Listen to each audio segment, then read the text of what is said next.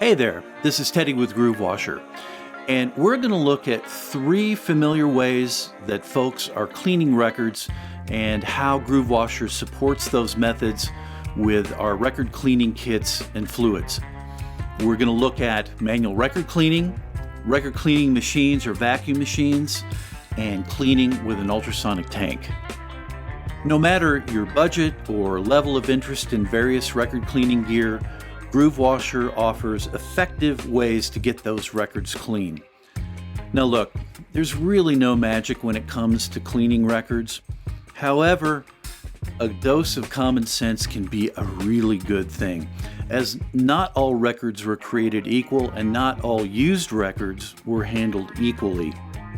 Some records are just going to need a little more love or a modified approach to get clean. So remember, experimentation is a good thing. So be patient, don't get frustrated, and good things will happen. Oh, and something else to keep in mind, cleaning will not repair scratches on records, and there's only so far a marginal or bad pressing can be enhanced. But for the majority of records, a good cleaning will let the sound out with much greater ease. You know, there are more ways that people are cleaning vinyl records than you could shake a stick at, and we're not claiming that these approaches are the way to the exclusion of all else. These are simply foundational methods we know that work at getting vinyl records clean, and they're totally tweakable to personal taste. So if you have any questions about these methods or the products, please contact us at info@groovewasher.com. We'll be happy to help you. All that said, let's get to it. For many people, the ease and simplicity of manual record cleaning is all they'll need. Here at GrooveWasher, it starts with our G2 record cleaning fluid. Now, G2 is a one-step fluid, which means it does not require a rinse.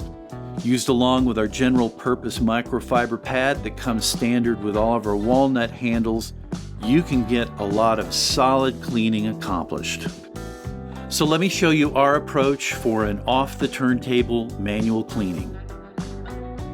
First, you start by placing the record on a soft cloth and then cover the label with a label protector.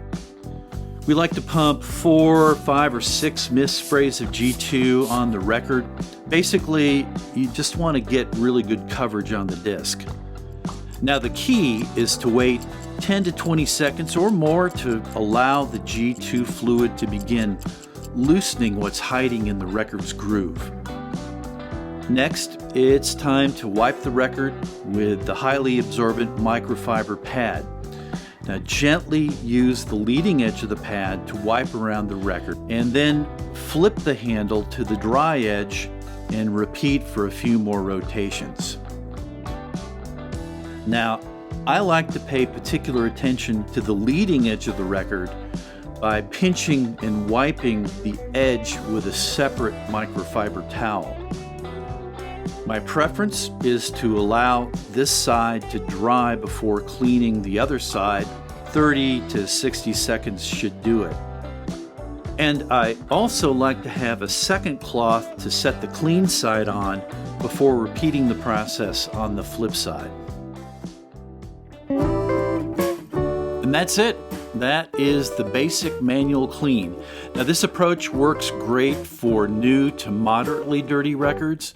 Grimier records may require 2 to 3 more cleanings to get right, but you can get there. Now if you happen to collect a fur ball on your stylus after a G2 treatment, it just means your record is not fully clean yet and you'll need to get after it again. We also love using G2 fluid for fine grooming and static removal just before play. To do this, I swap out the standard pad with our very fine and soft suede style pad. You then apply a light mist of G2 fluid on the leading edge of the pad and gently apply that edge to a spinning record, and then rotate to the dry side Wait a few seconds, and off you go. So for those of you who have gotten into record cleaning machines, we definitely have tools to help you dig deeper for an outstanding clean. So let me show you how we go about that. Our two-step G3 cleaning fluid is the same basic formulation as our one-step G2 fluid, with one important difference. It has an increased concentration of surfactant for greater cleaning power to get down and do the dirty work.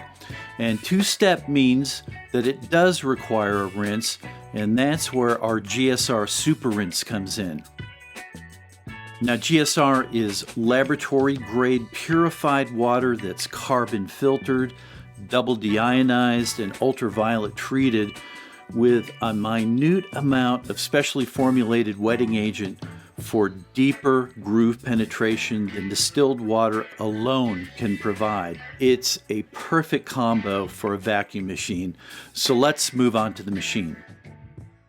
After securing a record to the machine, I like to spray a good amount of G3 on the disc and then give it a 10 to 20 second head start.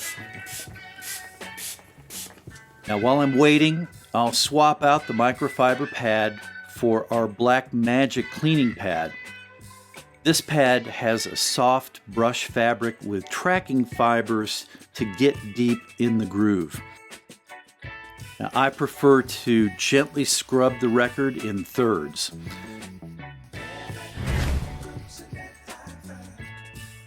Now, after a proper scrubbing to loosen any contaminants, it's time for the first vacuuming.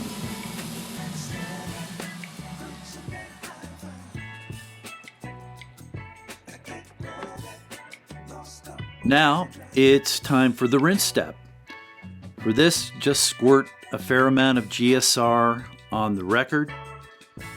Then you want to spread it around, and here I'm using a goat hair brush that comes with this machine. And again, give it a moment to seep into the groove before vacuuming up the super rinse.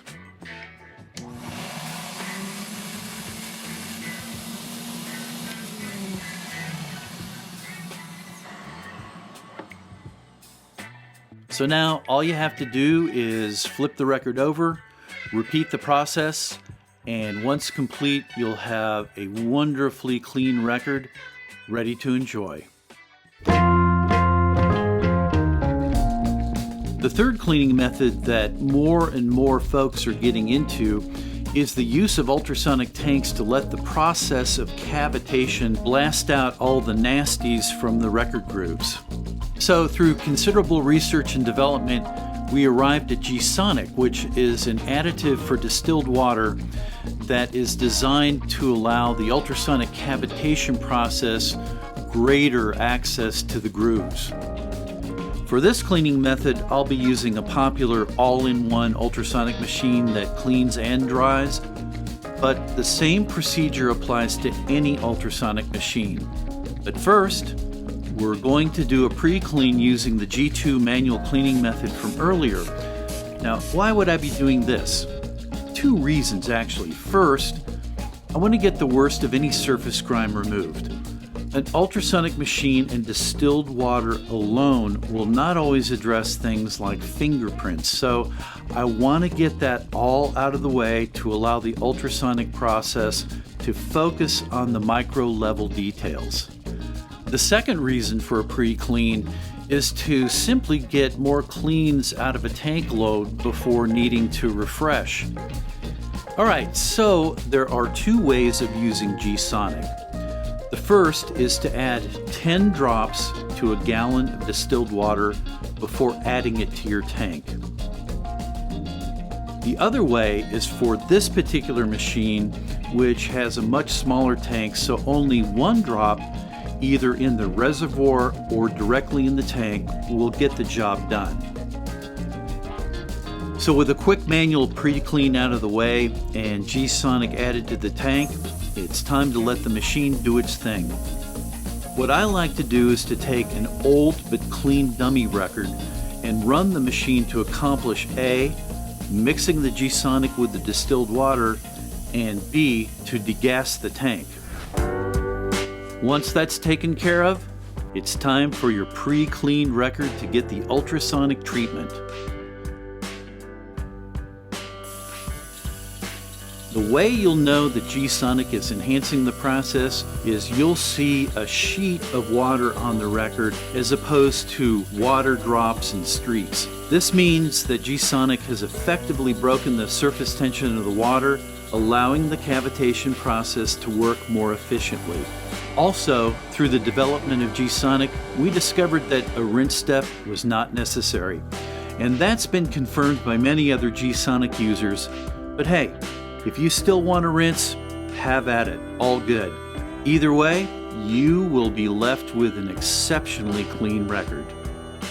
Well, there you have it. 3 ways to clean records using GrooveWasher products. And as I said before, all of this can be personalized to your liking. But you know, there is one thing that is true no matter your record cleaning approach, from simple to complex and even obscure. A clean record just sounds better. So happy cleaning and happier listening from all of us here at GrooveWasher.